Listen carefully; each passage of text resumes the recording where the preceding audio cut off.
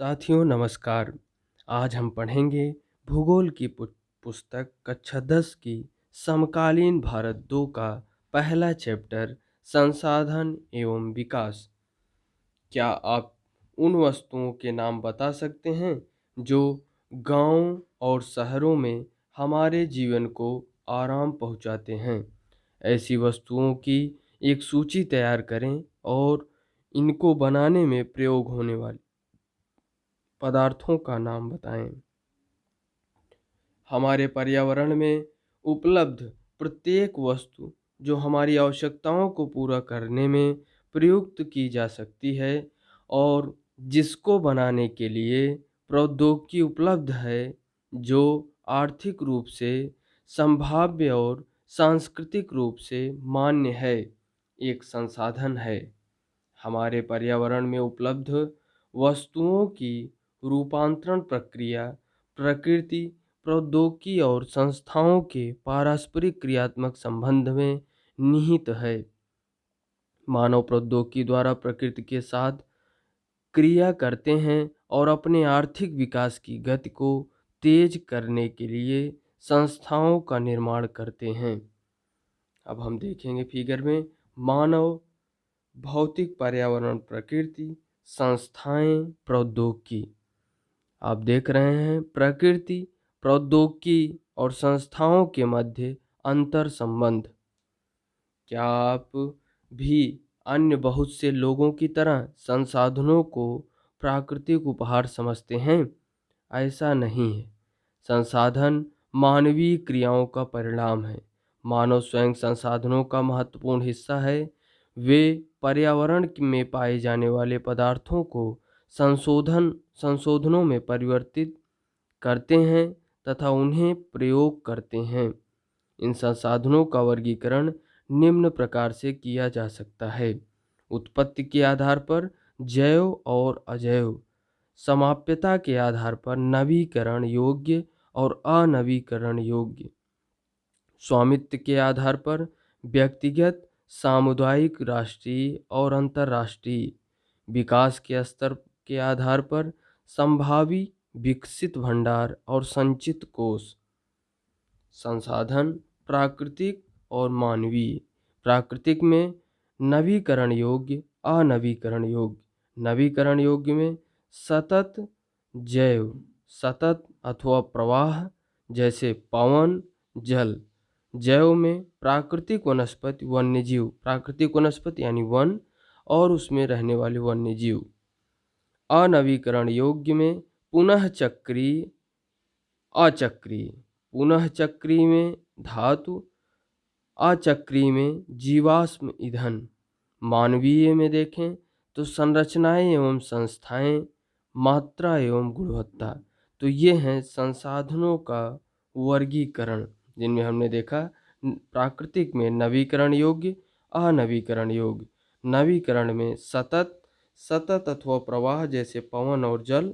जैव में प्राकृतिक वनस्पति, वन्य जीव। पुनः चक्रीय, अनवीकरण योग्य में पुनः चक्रीय, अचक्रीय, पुनः चक्रीय में धातु, अचक्रीय में जीवाश्म ईंधन। अब हम देखेंगे क्रियाकलाप। प्रत्येक संवर्ग से कम दो संसाधनों की पहचान करें। संसाधनों के प्रकार। उत्पत्ति के आधार पर जैव संसाधन, इन संसाधनों की प्राप्ति। जैव संसाधन में देख रहे थे हम, इन संसाधनों की प्राप्ति जीवमंडल से होती है और इनमें जीवन व्याप्त है, जैसे मनुष्य, वनस्पति जात, प्राणी जात, मत्स्य जीवन, पशुधन आदि।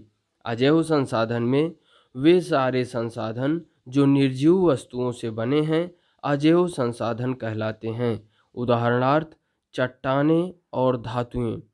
समाप्यता के आधार पर नवीकरण योग्य संसाधन, वे संसाधन जिन्हें भौतिक, रासायनिक या यांत्रिक प्रक्रियाओं द्वारा नवीकृत या पुनः उत्पन्न किया जा सकता है, उन्हें नवीकरण योग्य अथवा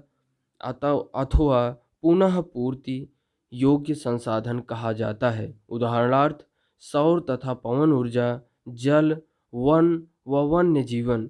इन संसाधनों को सतत अथवा प्रवाह संसाधनों में विभाजित किया गया है।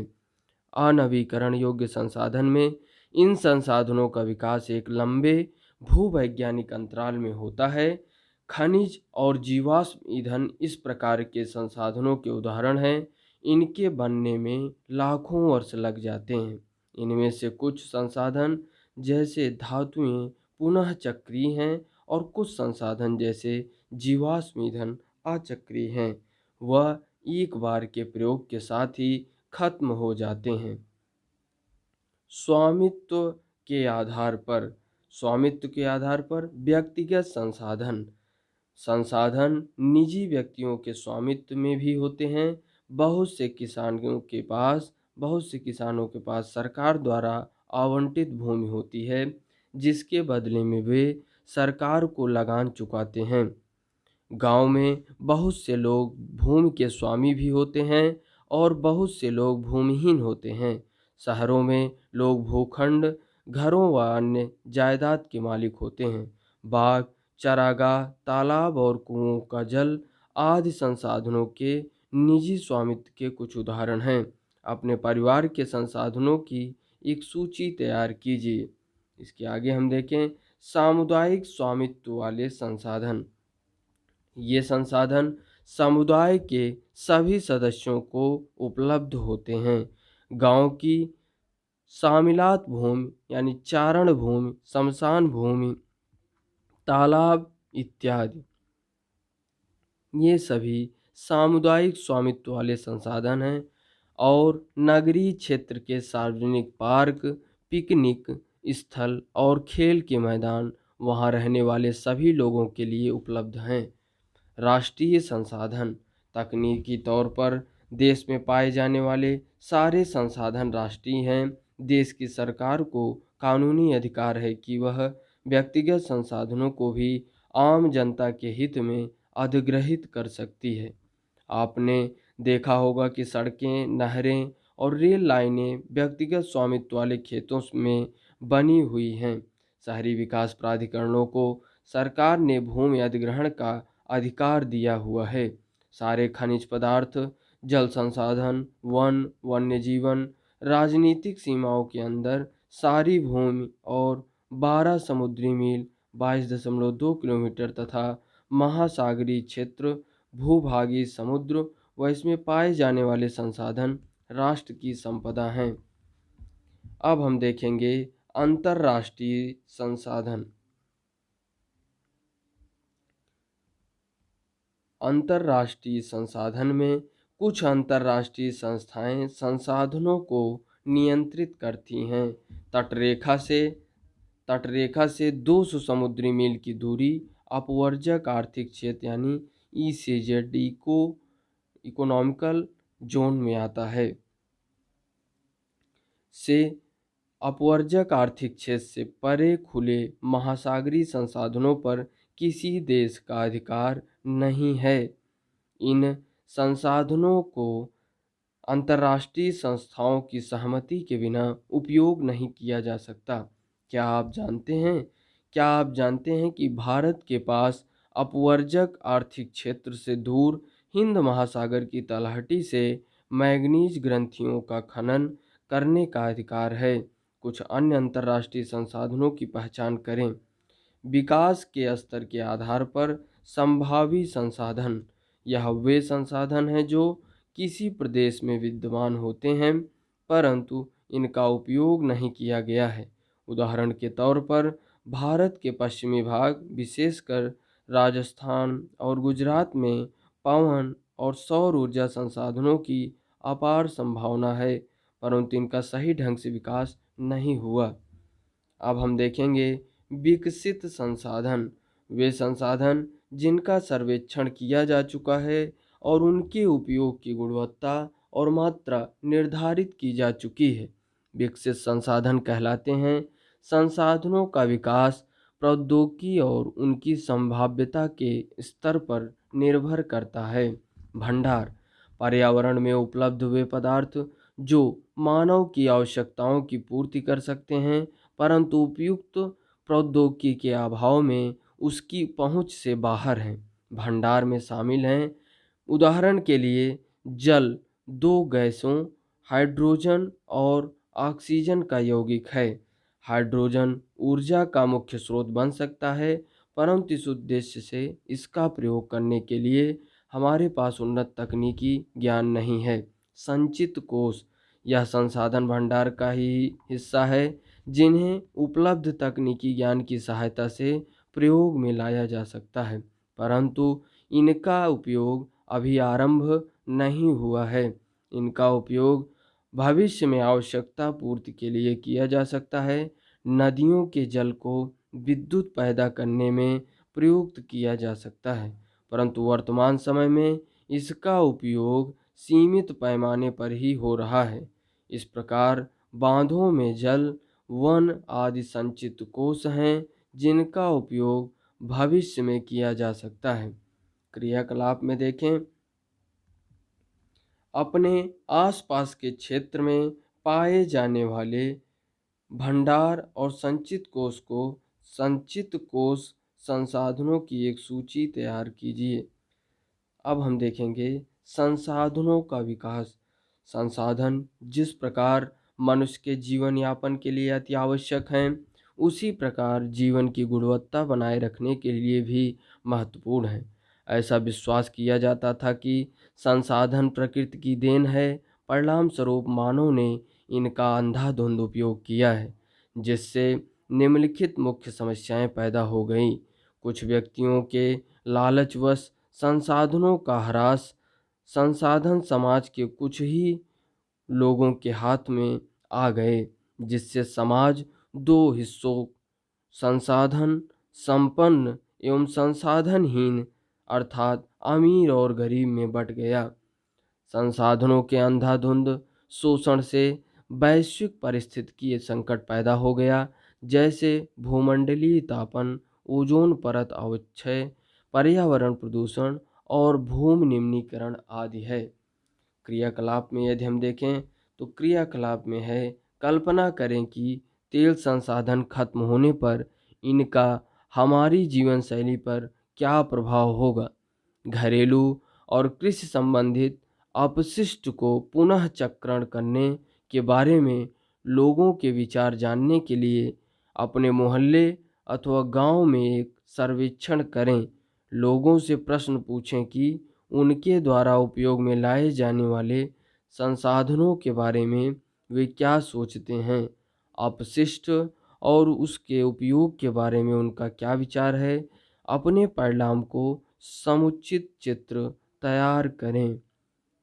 अब हम देखेंगे मानव जीवन की गुणवत्ता और विश्व शांति बनाए रखने के लिए संसाधनों का समाज में न्यायसंगत बंटवारा आवश्यक हो गया है। यदि कुछ ही व्यक्तियों तथा देशों द्वारा संसाधनों का वर्तमान दोहन जारी रहता है, तो हमारी पृथ्वी का भविष्य खतरे में पड़ सकता है।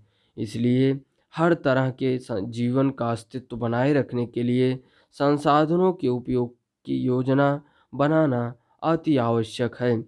सतत अस्तित्व सही अर्थ में सतत पोषणीय विकास का ही एक हिस्सा है। सतत पोषणीय विकास, सतत पोषणीय आर्थिक विकास का अर्थ है कि विकास पर्यावरण को बिना नुकसान पहुँचाए हो और वर्तमान विकास की प्रक्रिया भविष्य की पीढ़ियों की आवश्यकता की अवहेलना न करे। रियो डी जेनेरो पृथ्वी सम्मेलन 1992। जून 1992 में 100 से भी अधिक राष्ट्राध्यक्ष ब्राज़ील के शहर रियो डी जेनेरो में प्रथम अंतर्राष्ट्रीय पृथ्वी सम्मेलन में एकत्रित हुए। सम्मेलन का आयोजन विश्व स्तर पर उभरते पर्यावरण संरक्षण और सामाजिक आर्थिक विकास की समस्याओं का हल ढूंढने के लिए किया गया था। इस सम्मेलन में एकत्रित नेताओं ने भूमंडलीय जल परिवर्तन, भूमंडलीय जलवायु परिवर्तन और जैविक विविधता पर एक घोषणा पत्र पर हस्ताक्षर किया। रियो सम्मेलन में भूमंडलीय वन सिद्धांतों यानी फॉरेस्ट प्रिंसिपल्स पर सहमति जताई और 21वीं शताब्दी में सतत पोषणीय विकास के लिए एजेंडा 21 को स्वीकृति प्रदान की। एजेंडा 21 को हम देख लेते हैं। एजेंडा 21 क्या है? यह एक घोषणा है जिसे 1992 में ब्राज़ील के शहर रियो डी जेनेरो में संयुक्त राष्ट्र पर्यावरण और विकास सम्मेलन UNCED के तत्वाधानों में राष्ट्राध्यक्षों द्वारा स्वीकृत किया गया था। इसका उद्देश्य भूमंडलीय सतत पोषणीय विकास हासिल करना है। यह एक कार्यसूची है जिसका उद्देश्य समान हितों, पारस्परिक आवश्यकताओं एवं सम्मिलित जिम्मेदारियों के अनुसार विश्व सहयोग के द्वारा पर्यावरणीय क्षति, गरीबी और रोगों से निपटना है। एजेंडा 21 का मुख्य उद्देश्य यह है कि प्रत्येक स्थानीय निकाय अपना स्थानीय एजेंडा 21 तैयार करें। संसाधन नियोजन। संसाधनों के विवेकपूर्ण उपयोग के लिए नियोजन एक सर्वमान्य रणनीति है। इसलिए भारत जैसे देश में जहां संसाधनों की उपलब्धता में बहुत अधिक विविधता है, यह और भी महत्वपूर्ण है। यहाँ ऐसे प्रदेश भी हैं जहां एक तरह के संसाधनों की प्रचुरता है, परंतु दूसरे तरह के संसाधनों की कमी है। कुछ ऐसे प्रदेश भी हैं जो संसाधनों की उपलब्धता के संदर्भ में आत्मनिर्भर हैं, और कुछ ऐसे भी प्रदेश हैं जहां महत्वपूर्ण संसाधनों की अत्यधिक कमी है। उदाहरणार्थ, झारखंड, मध्य प्रदेश और छत्तीसगढ़ आदि प्रांतों में खनिजों और कोयले के प्रचुर भंडार हैं। अरुणाचल प्रदेश में जल संसाधन प्रचुर मात्रा में पाए जाते हैं, परंतु मूल विकास की कमी है। राजस्थान में पवन और सौर ऊर्जा संसाधनों की बहुतायत है, लेकिन जल संसाधनों की कमी है। लद्दाख का शीत मरुस्थल देश के अन्य भागों से अलग थलग पड़ता है। यह प्रदेश सांस्कृतिक विरासत का धनी है, परंतु यहाँ जल, आधारभूत अवसंरचना तथा कुछ महत्वपूर्ण खनिजों की कमी है। इसलिए राष्ट्रीय, प्रांतीय, प्रादेशिक और स्थानीय स्तर पर संतुलित संसाधन नियोजन की आवश्यकता है। क्रियाकलाप में हम देख लें, अपने राज्य में पाए जाने वाले संसाधनों की सूची तैयार करें और जिन महत्वपूर्ण संसाधनों की आपके राज्य में कमी है उनकी पहचान करें। भारत में संसाधन नियोजन एक जटिल प्रक्रिया है। हम देखेंगे निम्नलिखित सोपानों के आधार पर। देश के विभिन्न प्रदेशों में संसाधनों की पहचान कर उनकी तालिका बनाना है, और इस कार्य में क्षेत्रीय सर्वेक्षण, मानचित्र बनाना और संसाधनों का गुणात्मक एवं मात्रात्मक अनुमान लगाना व मापन करना है। दूसरे में देखें, संसाधन विकास योजनाएं लागू करने के लिए उपयुक्त प्रौद्योगिकी, कौशल और संस्थागत नियोजन ढांचा तैयार करना। तीसरे में देखें तो संसाधन विकास योजनाएं और राष्ट्रीय विकास योजना में समन्वय स्थापित करना। स्वाधीनता के बाद भारत में संसाधन नियोजन के उद्देश्य की पूर्ति के लिए प्रथम पंचवर्षीय योजना से ही प्रयास किए गए। ज्ञात करो, समुदाय भागीदारी की सहायता से समुदाय, ग्राम पंचायत, वार्ड स्तरीय समुदायों और आपके आसपास के क्षेत्रों में कौन से संसाधन विकसित किए जा रहे हैं। किसी क्षेत्र के विकास के लिए आगे हम देखें तो किसी क्षेत्र के विकास के लिए संसाधन की उपलब्धता एक आवश्यक शर्त है, परंतु प्रौद्योगिकी और संस्थाओं में तदनुरूपी परिवर्तनों के अभाव में मात्र संसाधनों की उपलब्धता से ही विकास संभव नहीं। देश में बहुत से क्षेत्र हैं जो संसाधन समृद्ध होते हुए भी आर्थिक रूप से पिछड़े प्रदेशों की गिनती में आते हैं। इसके विपरीत कुछ ऐसे प्रदेश भी हैं जो संसाधनों की कमी होते हुए भी आर्थिक रूप से विकसित हैं। क्या आप संसाधन संपन्न परंतु आर्थिक रूप से पिछड़े और संसाधन विहीन परंतु आर्थिक रूप से विकसित प्रदेशों के नाम बता सकते हैं? ऐसी परिस्थिति होने के कारण बताएं। उपनिवेश का इतिहास हमें बताता है कि उपनिवेशों में संसाधन संपन्न प्रदेश विदेशी आक्रमणकारियों के लिए मुख्य आकर्षण रहे हैं। उपनिवेशकारी देशों ने बेहतर प्रौद्योगिकी के सहारे उपनिवेशों के संसाधनों का शोषण किया तथा उन पर अपना आधिपत्य स्थापित किया। अतः संसाधन किसी प्रदेश के विकास में तभी योगदान दे सकते हैं जब वहाँ उपयुक्त प्रौद्योगिकी विकास और संस्थागत परिवर्तन किए जाएं। उपनिवेशन के विभिन्न चरणों में भारत ने इन सब का अनुभव किया है।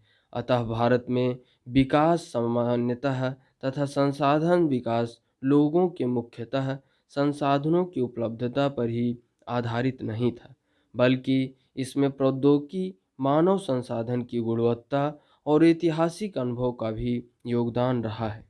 संसाधनों का संरक्षण। संसाधन किसी भी तरह के विकास में महत्वपूर्ण भूमिका निभाते हैं, परंतु संसाधनों का विवेकहीन उपभोग और अति उपयोग के कारण कई सामाजिक, आर्थिक और पर्यावरणीय समस्याएं पैदा हो सकती हैं।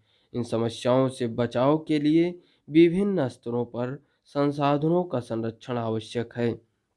भूतकाल से ही संसाधनों का संरक्षण बहुत से नेताओं और चिंतकों के लिए चिंता का विषय रहा है। उदाहरणार्थ, गांधी जी ने संसाधनों के संरक्षण पर अपनी चिंता इन शब्दों में व्यक्त की है: हमारे पास हर व्यक्ति की आवश्यकता पूर्ति के लिए बहुत कुछ है,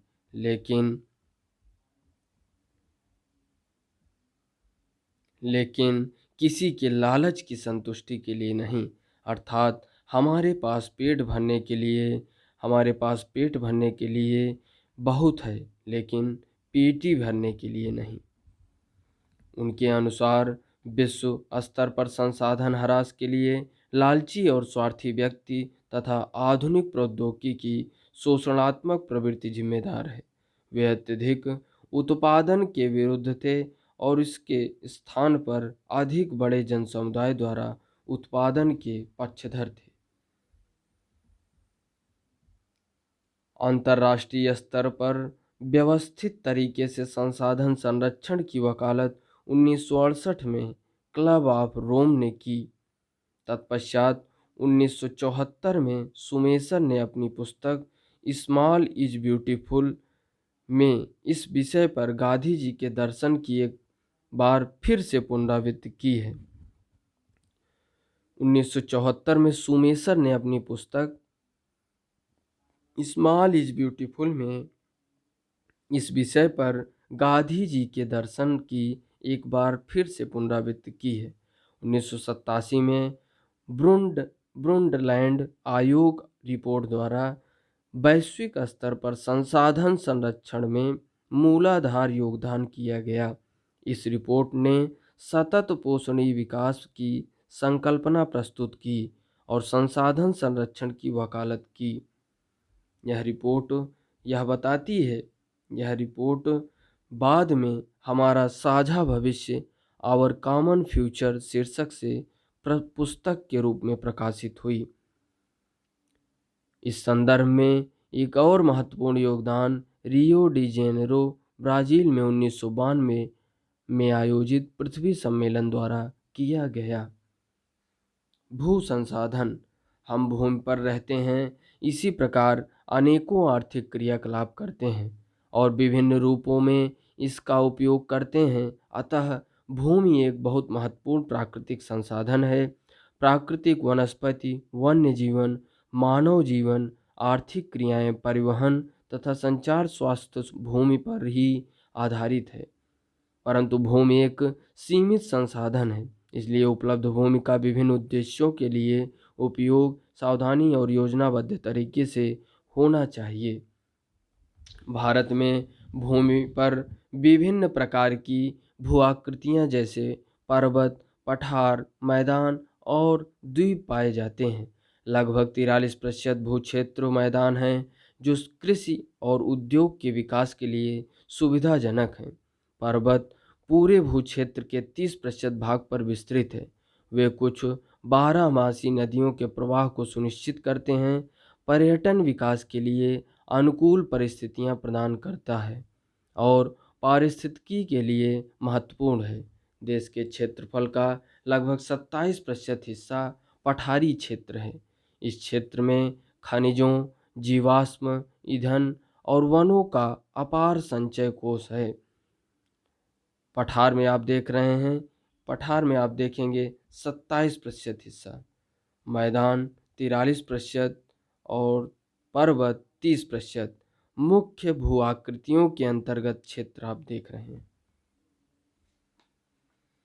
इसके आगे यदि हम देखें तो सामान्य उपयोग संघ, सामान्य भू उपयोग संवर्ग 1960 से 61 और सामान्य भू उपयोग संवर्ग 2014-15 को हम देख रहे हैं। प्रतिवेदित क्षेत्र 100% में आप देखेंगे कि 46% गैर कृषि प्रायोजना के अंतर्गत क्षेत्र है। वन को आप देख रहे हैं 18.11% में। गैर कृषि प्रायोजन के अंतर्गत क्षेत्र में आप देख रहे हैं सबसे बड़ा हिस्सा 46.26%। स्थायी चारागाहों तथा अन्य गोचर भूमि के लिए आप देख रहे हैं 4.71%। विविध में आप देख रहे हैं वृक्षों, फसलों तथा उपवनों के अंतर्गत क्षेत्र। और इधर आप देख रहे हैं यह प्रक्रिया जो आप देख रहे हैं कृषि योग्य बंजर भूमि में, कृषि योग्य बंजर भूमि में जो डेटा आप देख रहे हैं 1960 और 61 वाला, कृषि योग्य बंजर भूमि में 6.23%। परती भूमि के अतिरिक्त अन्य पुरातन धरती में आप देख रहे हैं यह जो है प्रतिशत में देखें इसको तो प्रतिशत में इसका है 3.50%। वर्तमान परती के लिए आप देख रहे हैं वर्तमान परती के लिए 3.73% हो जाएगा। शुद्ध निवल बोया गया क्षेत्र आप देख रहे हैं 4.95%।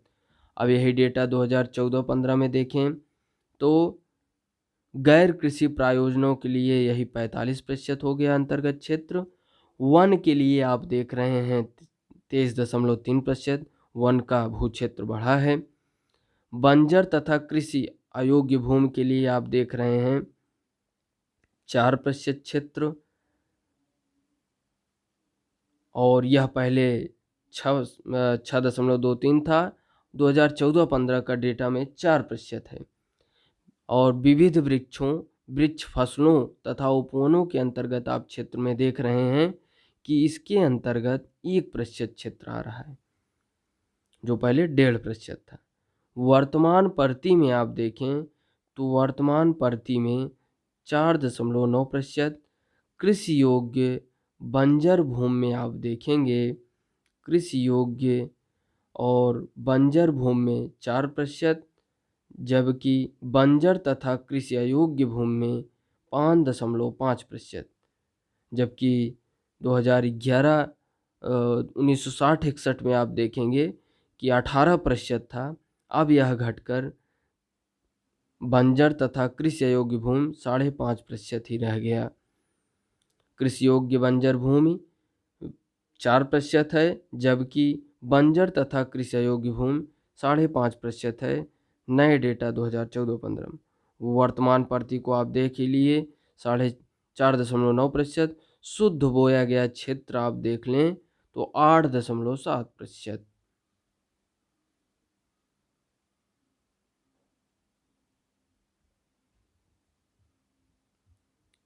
Directorate of economics and statistics, ministry of agriculture 2017 का डेटा। भू उपयोग, भू संसाधनों का उपयोग निम्नलिखित उद्देश्यों के लिए किया जाता है। वन, कृषि के लिए अनुपलब्ध भूमि में बंजर तथा कृषि अयोग्य भूमि, गैर कृषि प्रयोजनों में लगाई गई भूमि जैसे इमारतें, सड़क, उद्योग इत्यादि। परती भूमि के अतिरिक्त अन्य कृषि अयोग्य भूमि में स्थायी चारागाहें तथा अन्य गोचर भूमि, विविध वृक्ष फसलों तथा उपवनों के अधीन भूमि जो शुद्ध बोए गए क्षेत्र में शामिल नहीं। सामने देखें कृषि योग्य बंजर भूमि, जहां 5 से अधिक वर्षों से खेती न की गई हो। कृषि योग्य बंजर भूमि जहां 5 से अधिक वर्षों से खेती न की गई हो, वो जो है बंजर भूमि के अंतर्गत आएगी। परती भूमि, वर्तमान परती जहां एक कृषि वर्ष या उससे कम समय में खेती न की गई हो। और वर्तमान परती भूमि के अतिरिक्त अन्य परती में भूमि या पुरातन परती जहां 1 से 5 कृषि वर्ष से खेती न की गई हो। पांचवा देखें शुद्ध निवल बोया गया क्षेत्र, एक कृषि वर्ष में एक बार से अधिक बोए गए क्षेत्र को शुद्ध निवल बोए गए क्षेत्र में जोड़ दिया जाए तो वह सकल कृषित क्षेत्र कहलाता है। भारत में भू उपयोग प्रारूप, भू उपयोग को निर्धारित करने वाले तत्वों में भौतिक कारक जैसे भू आकृति, जलवायु और मृदा के प्रकार तथा मानवीय कारक जैसे जनसंख्या घनत्व, प्रौद्योगिक क्षमता, संस्कृति और परंपराएं इत्यादि शामिल हैं। भारत का कुल भौगोलिक क्षेत्रफल 32.8 लाख वर्ग किलोमीटर है, परंतु इसके 93% भाग के ही भू उपयोग आंकड़े उपलब्ध हैं, क्योंकि पूर्वोत्तर प्रांतों में असम को छोड़कर अन्य प्रांतों के सूचित क्षेत्रों के बारे में जानकारी उपलब्ध नहीं है। इसके अलावा जम्मू और कश्मीर में पाकिस्तान और चीन अधिकृत क्षेत्रों के भूमि उपयोग का सर्वेक्षण भी नहीं हुआ है।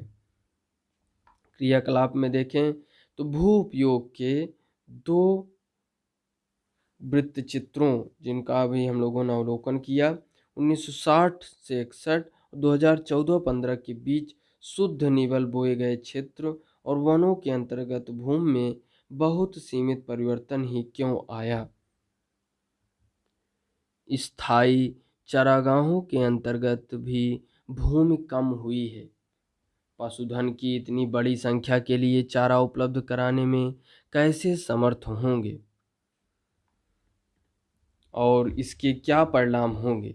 वर्तमान परती भूमि के अतिरिक्त अन्य परती भूमि अनुपजाऊ है और इन पर फसलें उगाने के लिए कृषि लागत बहुत ज़्यादा है। अतः इस भूमि में 2 या 3 वर्षों में इनको 1 या 2 बार बोया जाता है, और यदि इसे शुद्ध निवल बोए गए क्षेत्र में शामिल कर लिया जाता है, तब भी भारत के कुल सूचित क्षेत्र के लगभग 54% हिस्से पर ही खेती हो सकती है। शुद्ध निवल बोए गए क्षेत्र का प्रतिशत भी विभिन्न राज्यों में भिन्न भिन्न है।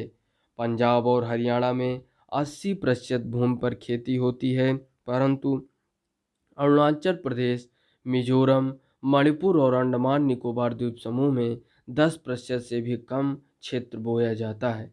इन राज्यों में शुद्ध निवल बोए गए क्षेत्र में के कम अनुपात के लिए उत्तरदायी कारणों को ज्ञात करें।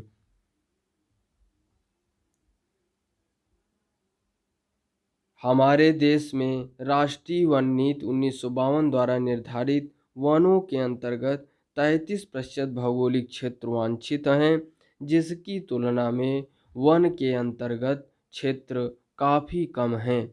वन नीति द्वारा निर्धारित यह सीमा पारिस्थितिकी संतुलन बनाए रखने के लिए आवश्यक है। वन क्षेत्रों के आसपास रहने वाले लाखों लोगों की आजीविका इस पर निर्भर करती है। भू उपयोग का एक भाग बंजर भूमि और दूसरा गैर कृषि प्रयोजनों में लगाई गई भूमि कहलाता है। बंजर भूमि में पहाड़ी चट्टानें, सूखी और मरुस्थलीय भूमि शामिल हैं। गैर कृषि प्रयोजनों में लगाई गई भूमि में बस्तियां, सड़कें, रेल लाइन, उद्योग, इत्यादि आते हैं। लंबे समय तक लगातार भूमि संरक्षण और प्रबंधन की अवहेलना करने एवं लगातार भू उपयोग के कारण भू संसाधनों का निम्नीकरण हो रहा है। इसके कारण समाज और पर्यावरण पर गंभीर आपदा आ सकती है। भूमि निम्नीकरण और संरक्षण उपाय। भूमि एक ऐसा संसाधन है जिसका उपयोग हमारे पूर्वज करते आए हैं तथा भावी पीढ़ी भी इसी भूमि का उपयोग करेगी। हम भोजन, मकान और कपड़े की अपनी मूल आवश्यकताओं का 95% भाग भूमि से प्राप्त करते हैं। मानव कार्यकलापों के कारण न केवल भूमि का निम्नीकरण हो रहा है, बल्कि भूमि को नुकसान पहुंचाने वाली प्राकृतिक ताकतों को भी बल मिला है। इस समय भारत में लगभग 13 करोड़ हेक्टेयर भूमि निम्नीकृत है। इनमें से लगभग 28% भूमि निम्नीकृत वनों के अंतर्गत 56% क्षेत्र जल अपर्दित है और शेष क्षेत्र लवणी और क्षारीय है। कुछ मानव क्रियाओं जैसे वनोन्मूलन, अति पशुचारण, खनन ने भी भूमि के निम्नीकरण में मुख्य भूमिका निभाई है। खनन के उपरांत खदानों वाले स्थानों को गहरी खाइयों और मलबे के साथ खुला छोड़ दिया जाता है। खनन के कारण झारखंड, छत्तीसगढ़, मध्य प्रदेश और उड़ीसा जैसे राज्यों में वनोन्मूलन भूमि निम्नीकरण का कारण बना है। गुजरात, राजस्थान, मध्य प्रदेश और महाराष्ट्र में अति पशुचारण भूमि निम्नीकरण का मुख्य कारण है। पंजाब, हरियाणा और पश्चिमी उत्तर प्रदेश जैसे राज्यों में अधिक सिंचाई भूमि निम्नीकरण के लिए उत्तरदायी है। अति सिंचन में से उत्पन्न जलाक्रांता जलाक्रांतता भी भूमि निम्नीकरण के लिए उत्तरदायी है, जिससे मृदा में लवणीयता और क्षारीयता बढ़ जाती है। खनिज प्रक्रियाएं जैसे सीमेंट उद्योग में चूना पत्थर को पीसना और मृदा बर्तन उद्योग में चूने या खड़िया मृदा और सेलखड़ी के प्रयोग से बहुत अधिक मात्रा में वायुमंडल में धूल विसर्जित होती है। जब इसकी परत भूमि पर जम जाती है तो मृदा जल सोखने की प्रक्रिया अवरुद्ध हो जाती है। पिछले कुछ वर्षों से देश के विभिन्न भागों में औद्योगिक जल निकास से बाहर आने वाला अपशिष्ट पदार्थ भूमि और जल प्रदूषण का मुख्य स्रोत है। भूमि निम्नीकरण की समस्याओं को सुलझाने के लिए कई तरीके हैं। वनारोपण और चारागाहों का उचित प्रबंधन इसमें कुछ हद तक मदद कर सकते हैं।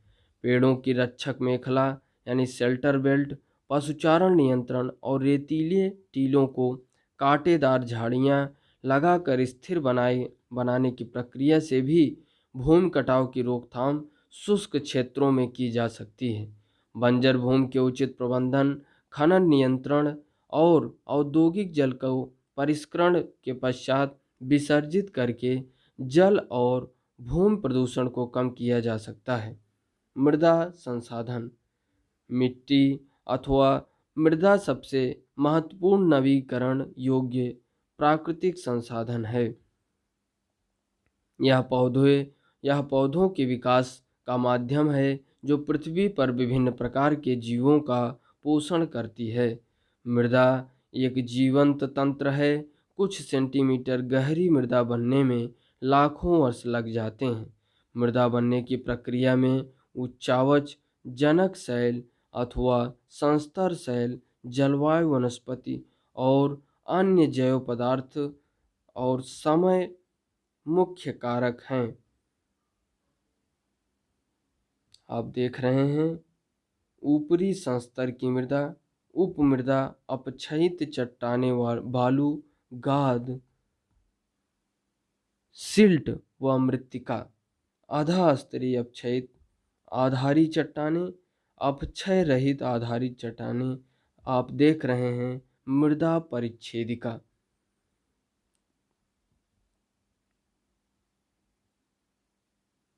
अपक्षय रहित आधारी चट्टानें, आधा स्तरीय अपक्षयित आधारी चट्टानें, उप मृदा अपक्षयित चट्टानें, बालू, गाद, सिल्ट व मृत्तिका, ऊपरी संस्तर की मृदा। प्रकृति में अनेक तत्वों जैसे तापमान परिवर्तन, बहते जल की क्रिया, पवन, हिमनदी और अपघटन क्रियाएं आदि मृदा बनने की प्रक्रिया में योगदान देती हैं। मृदा में होने वाले रासायनिक और जैविक परिवर्तन भी महत्वपूर्ण हैं। मृदा जैव, ह्यूमस और अजैव दोनों प्रकार के पदार्थों से बनती है। मृदा बनने की प्रक्रिया को निर्धारित करने वाले तत्वों, उनके रंग, गहराई, गठन, आयु व रासायनिक और भौतिक गुणों के आधार पर भारत की मृदाओं के निम्नलिखित प्रकार हैं। अब हम देखेंगे मृदाओं का वर्गीकरण। भारत में अनेक प्रकार के उच्चावच, भू आकृतियाँ, जलवायु और वनस्पतियाँ पाई जाती हैं। इस कारण अनेक प्रकार की मृदाएं विकसित हुई हैं। सबसे पहले हम देखेंगे जलोढ़ मृदा। यह मृदा विस्तृत रूप से फैली है और यह देश की महत्वपूर्ण मृदा है। वास्तव में संपूर्ण उत्तरी मैदान जलोढ़ मृदा से बना है। यह मृदाएं हिमालय की 3 महत्वपूर्ण नदी तंत्रों, सिंधु, गंगा और ब्रह्मपुत्र नदियों द्वारा लाए गए निक्षेपों से बनी है। एक संकरे गलियारे के द्वारा ये मृदाएं राजस्थान और गुजरात तक फैली हैं। पूर्वी तटीय मैदान, विशेषकर महानदी, गोदावरी, कृष्णा और कावेरी नदियों के डेल्टा भी जलोढ़ मृदा से बने हैं। आप देख रहे हैं जलोढ़ मृदा। जलोढ़ मृदा में रेत, सिल्ट और मृत्तिका के विभिन्न अनुपात पाए जाते हैं। जैसे हम नदी के मुहाने से घाटी में ऊपर की ओर जाते हैं, मृदा के कणों का आकार बढ़ता चला जाता है। नदी घाटी के ऊपरी भाग में, जैसे ढाल भंग के समीप, मोटे कण वाली मृदाएं पाई जाती हैं। ऐसी मृदाएं पर्वतों की तलहटी पर बने मैदानों जैसे द्वार, चो क्षेत्र और तराई में आमतौर पर पाई जाती हैं।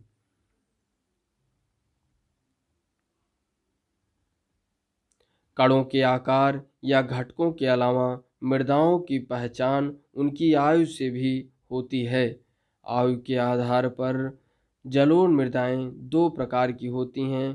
पुराना जलोढ़ यानी बांगर, नया जलोढ़ यानी खादर। बांगर मृदा में कंकर ग्रंथियों की मात्रा ज़्यादा होती है, जबकि खादर मृदा में बांगर मृदा की तुलना में ज़्यादा महीन कण होते हैं।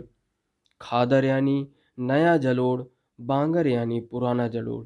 खादर मृदा में बांगर मृदा की तुलना में ज़्यादा महीन कण पाए जाते हैं। जलोढ़ मृदाएं बहुत उपजाऊ होती हैं। अधिकतर जलोढ़ मृदाएं में क्या होता है, पोटास, फास्फोरस और चूना युक्त होती हैं, जो इनको गन्ने, चावल, गेहूं और अन्य अनाजों और दलहन फसलों की खेती के लिए उपयुक्त बनाती हैं। अधिक उपजाऊपन के कारण जलोढ़ मृदा वाले क्षेत्रों में गहन कृषि की जाती है और यहाँ जनसंख्या घनत्व भी अधिक है।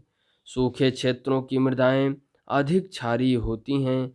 इन मृदाओं का सही उपचार और सिंचाई करके इनकी पैदावार बढ़ाई जा सकती है। अब हम चित्र को देख लें। भारत में मृदा के मुख्य प्रकार। यह है हमारा प्यारा भारत। आप देख रहे हैं पर्वत और वन जम्मू और कश्मीर के क्षेत्र में फैले हुए हैं। किस तरीके से जलोढ़ मृदा को आप देख रहे हैं उत्तर प्रदेश, मध्य प्रदेश, हरियाणा और राजस्थान, गुजरात के कुछ भागों में। शुष्क क्षेत्रों में आप देख रहे हैं राजस्थान के पूरा क्षेत्र। लाल और पीली मिट्टी को आप देख रहे हैं दक्षिण के राज्यों केरल, तमिलनाडु और इधर आंध्र प्रदेश, उड़ीसा,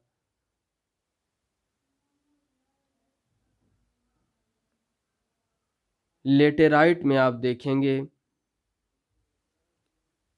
राजस्थान और गुजरात के कुछ हिस्से। काली मिट्टी में आप देखेंगे महाराष्ट्र, मध्य प्रदेश के कुछ हिस्से, महाराष्ट्र, कर्नाटक और तेलंगाना के कुछ हिस्से, वहाँ पर काली मिट्टी पाई जाती है। तो ये रहा हमारा प्यारा भारत, जिसके अंतर्गत हम मिट्टियों की, और उत्तर पूर्व के हिस्सों में देखें तो वहाँ पर ज़्यादातर लाल और पीली मिट्टी पाई जाती है,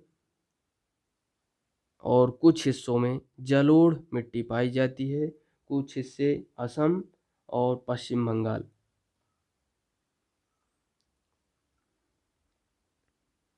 जलोढ़ मृदा और काली मिट्टी का भारत बहुतायत में पाया जाता है। उसके बाद लाल और पीली मिट्टी।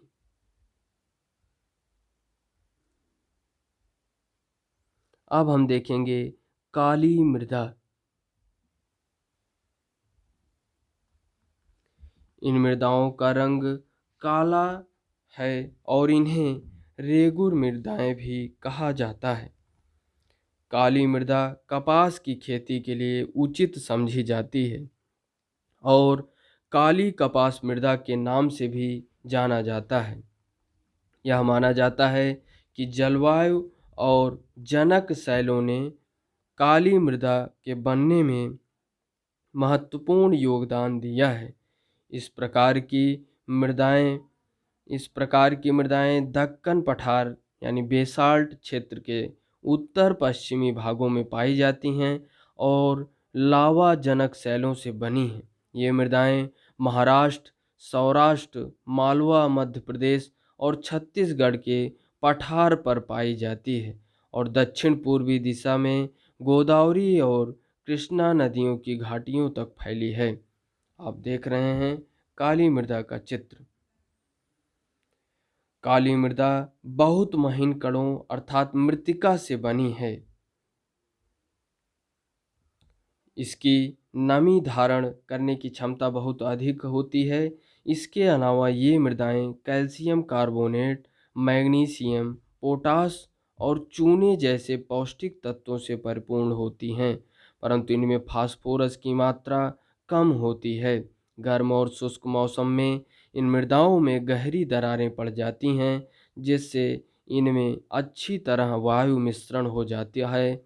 गीली होने पर ये मृदाएं चिपचिपी हो जाती हैं और इनको जोतना मुश्किल होता है। इसलिए इसकी जुताई मानसून प्रारंभ होने की पहले बौछार से ही शुरू कर दी जाती है। अब हम देखेंगे लाल और पीली मृदा। लाल और मृदा दक्कन पठार के पूर्वी और दक्षिणी हिस्सों में रवेदार आग्नेय चट्टानों पर कम वर्षा वाले भागों में विकसित हुई है। लाल और पीली मृदाएं उड़ीसा, छत्तीसगढ़, मध्य गंगा मैदान के दक्षिणी छोर पर और पश्चिमी घाट में पहाड़ी पद पर पाई जाती है। इन मृदाओं का लाल रंग रवेदार आग्नेय और रूपांतरित चट्टानों में लौह धातु के प्रसार के कारण होता है। इनका पीला रंग इनमें जल योजन के कारण होता है। अब हम देखेंगे लेटराइट मृदा। लेटराइट शब्द ग्रीक भाषा के शब्द लेटर से लिया गया है, जिसका अर्थ है ईंट। लेटराइट मृदा का निर्माण उष्णकटिबंधीय तथा उपोष्णकटिबंधीय जलवायु क्षेत्रों में आर्द्र तथा शुष्क ऋतुओं के एक के बाद एक आने के कारण होता है। यह भारी वर्षा से अत्यधिक निछालन का परिणाम है। लेटराइट मृदा अधिकतर गहरी तथा अम्लीय, पीएच मान 6.0 होती है। इससे सामान्यतः पौधों के पोषक तत्वों की कमी होती है। यह अधिकतर दक्षिणी राज्यों, महाराष्ट्र के पश्चिमी घाट क्षेत्रों, उड़ीसा, पश्चिम बंगाल के कुछ भागों तथा उत्तर पूर्वी प्रदेशों में पाई जाती है, जहां इस मिट्टी में पर्णपाती और सदाबहार वन मिलते हैं। वहाँ इससे ह्यूमस प्राप्त होता है, वहाँ इसमें ह्यूमस पर्याप्त रूप में पाया जाता है, लेकिन विरल वनस्पति और अर्ध शुष्क पर्यावरण में इसमें ह्यूमस की मात्रा कम पाई जाती है। स्थल रूपों पर उनकी स्थिति के अनुसार उनमें अपरदन तथा भूमि निम्नीकरण की संभावना होती है।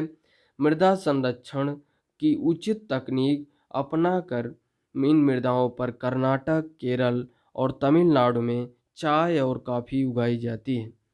तमिलनाडु, आंध्र प्रदेश और केरल की लाल लेटेराइट मृदाएं काजू की फसल के लिए अधिक उपयुक्त है। चित्र में आप देख रहे हैं लेटेराइट मृदा, इसका पीएच मान भी इच्छा से कम ही होता है। मरुस्थलीय मृदा, अब हम देखेंगे मरुस्थलीय मृदा। मरुस्थलीय मृदाओं का रंग लाल और भूरा होता है। ये मृदाएं आमतौर पर रेतीली और लवणीय होती हैं। कुछ क्षेत्रों में नमक की मात्रा इतनी अधिक है कि झीलों से जल वाष्पीकृत करके खाने का नमक भी बनाया जाता है। शुष्क जलवायु और उच्च तापमान के कारण जल वाष्पन दर अधिक है और मृदाओं में ह्यूमस और नमी की मात्रा कम होती है। मृदा की सतह के नीचे कैल्शियम की मात्रा बढ़ती चली जाती है और नीचे की परतों में चूने के कंकर की सतह पाई जाती है। इसके कारण मृदा में जल अतः स्वेदन जल अंतःस्वेदन यानी इनफिल्ट्रेशन अवरुद्ध हो जाता है। जब इनफिल्ट्रेशन अवरुद्ध हो जाता है, इस मृदा को सही तरीके से सिंचित करके कृषि योग्य बनाया जा सकता है, जैसे कि पश्चिमी राजस्थान में हो रहा है। अब हम देखेंगे वन मृदा। ये मृदाएं आमतौर पर पहाड़ी और पर्वतीय क्षेत्रों में पाई जाती हैं, जहां पर्याप्त वर्षावन उपलब्ध है। इन मृदाओं के गठन में पर्वतीय पर्यावरण के अनुसार बदलाव आता है। नदी घाटियों में ये मृदाएं दोमट और सिल्टदार होती हैं, परंतु ऊपरी ढालों पर इनका गठन मोटे कणों का होता है। हिमालय के हिमाच्छादित क्षेत्रों में इन मृदाओं का बहुत अपर्दन होता है और ये एसिडिक तथा ह्यूमस रहित होती है। नदी घाटियों के निचले क्षेत्रों, विशेषकर नदी सोपानों और जलोढ़ पंखों आदि में ये मृदाएं उपजाऊ होती हैं। मृदा अपर्दन और संरक्षण। मृदा के कटाव और उसके बहाव की प्रक्रिया को मृदा अपर्दन कहा जाता है। अब मृदा के बनने और अपर्दन की क्रियाएं आमतौर पर साथ साथ चलती हैं और दोनों में संतुलन होता है, परंतु मानवीय क्रियाओं जैसे वनोन्मूलन, अतिपशुचारण, निर्माण और खनन इत्यादि से कई बार यह संतुलन भंग हो जाता है तथा प्राकृतिक तत्व जैसे पवन, हिमनदी और जल मृदा अपर्दन करते हैं। बहता जल, आप देख रहे हैं मृदा अपर्दन। बहता जल मृत्तिका युक्त मृदाओं को काटते हुए गहरी वाहिकाएं बनाता है, जिन्हें अवनालिकाएं कहते हैं। ऐसी भूमि जोतने योग्य नहीं रहती और इसे उत्खात भूमि बैडलैंड कहते हैं। चंबल बेसिन में ऐसी भूमि को खड्ड रेविन भूमि कहा जाता है। कई बार जल विस्तृत क्षेत्र को ढके हुए ढाल के साथ नीचे की ओर बहता है। ऐसी स्थिति में इस क्षेत्र की ऊपरी मृदा घुलकर जल के साथ बह जाती है। इसे चादर अपर्दन, सीट इरोजन कहा जाता है। पवन द्वारा मैदान अथवा ढालू क्षेत्र से मृदा को उड़ा ले जाने की प्रक्रिया को पवन अपर्दन कहा जाता है। कृषि के गलत तरीकों से भी मृदा अपर्दन होता है। गलत ढंग से हल चलाने जैसे ढाल पर ऊपर से नीचे की ओर हल चलाने पर वाहिकाएं बन जाती हैं, जिससे जिसके अंदर से बहता पानी आसानी से मृदा कटाव करता है। ढाल वाली भूमि, चित्र में आप देख रहे हैं, अवनालिका अपर्दन। ढाल वाली भूमि पर समोच्च रेखाओं के समानांतर हल चलाने से ढाल के साथ जल बहाव की गति घटती है। इसे समोच्च जुताई यानी कंटोर प्लाउइंग कहा जाता है। ढाल वाली भूमि पर सोपान बनाए जा सकते हैं। सोपान कृषि अपर्दन को नियंत्रित करती है। पश्चिमी और मध्य हिमालय में सोपान अथवा सीढ़ीदार कृषि काफी विकसित है। बड़े खेतों की पट्टियों में बांटा जाता है। फसलों के बीच में घास की पट्टियां उगाई जाती हैं। ये पौनों द्वारा जनित बल को कमजोर करती हैं। इस तरीके को पट्टी कृषि स्ट्रिप फार्मिंग कहते हैं। पेड़ों को कतारों में लगाकर रक्षक यानी शेल्टर बेल्ट मेखला बनाना भी पवनों की गति कम करता है। इन रक्षक पट्टियों का पश्चिम भारत में रेत के टीलों के स्थायीकरण में महत्वपूर्ण योगदान रहा है। अब हम देखेंगे भारत के पर्यावरण की दशा। सुखो माजरी गांव और झाबुआ जिले ने यह कर दिखाया कि भूमि निम्नीकरण प्रक्रिया को पलटा जा सकता है। सुखो माजरी में वृक्ष घनत्व 1976 में 13 प्रति हेक्टेयर था, जो कि 1992 में बढ़कर 1272 प्रति हेक्टेयर हो गया। पर्यावरण के पुनर्जनन से अधिक संसाधन की उपलब्धता, कृषि और पशुपालन में सुधार के परिणामस्वरूप आमदनी 10,000 से 15,000 रुपये थी। पर्यावरण की पुनर्स्थापना के लिए लोगों द्वारा इसका प्रबंधन आवश्यक है।